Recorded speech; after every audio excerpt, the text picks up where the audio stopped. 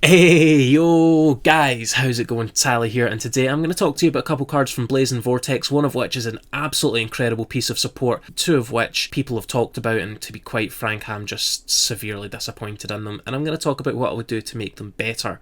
Now, before we dive in, make sure to like, make sure to comment, make sure to join Team Tally by hitting the subscribe button down below.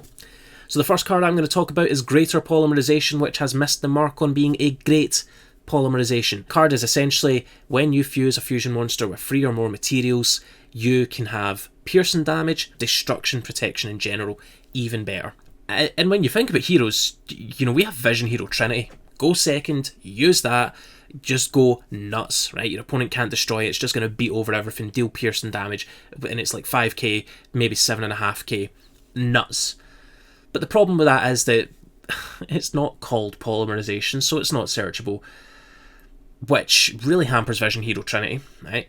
You know, you want consistency, so you can't search it, it's not very good. And also, like, the whole free material thing, I just don't like that either. I think it's gimmicky, I think it's with one of the new fusions in the set that it's supposed to be used, but I'm gonna be real. I wish it said 2, I wish it was just whenever you did any sort of fusion summon, because that would be incredible, and I would very much appreciate that. Like, I would love to give some heroes a little bit extra protection. It wouldn't give, like, the masked heroes any more protection, but I would love to give, like, Sunrise a wee bit of protection, because usually Sunrise is the card that people attack into, so that Sunrise doesn't trigger. But then having Sunrise as a continuous threat on the board allows you know, just to put a bit of pressure on your opponent. So that kind of sucks. I would love if it was called polymerization and if it just was any fusion summon. That way, it's really good. It would be really good, but it's not.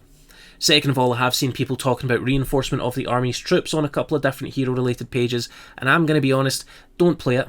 It's just not very good. It's really slow, and we have a card called Fake Hero. It literally just does the same thing. It's not continuous, but it's just the same thing. It summons a hero from your hand. And, like, there's just literally no reason to run, like, the reinforcement of the army's troops over that. I'm gonna be real. That's a short one. It's just not very good. Don't play it.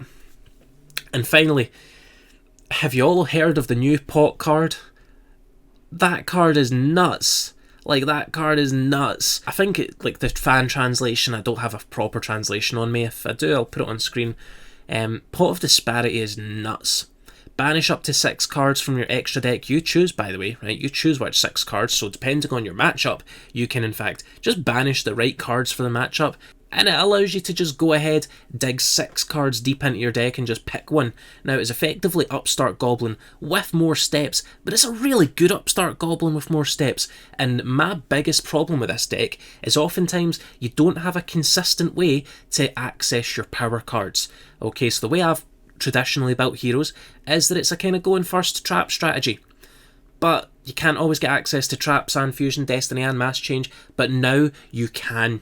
Now you have such a better ability to dig into the deck and just complete the combo. You know, if you've opened up mass change or you've opened up fusion destiny can get you mass change. So from there, you can just go ahead, Pot of Disparity, dig 6 cards deeper and just go, cool, I am now completing my end board with a Solemn Judgment or a Solemn Striker. You know, if you're siding in cards, it's so good for seeing side cards. The quite frankly best card of the Blazing Vortex set. It is probably going to be expensive, and if you can get it cheap, you have to get it cheap.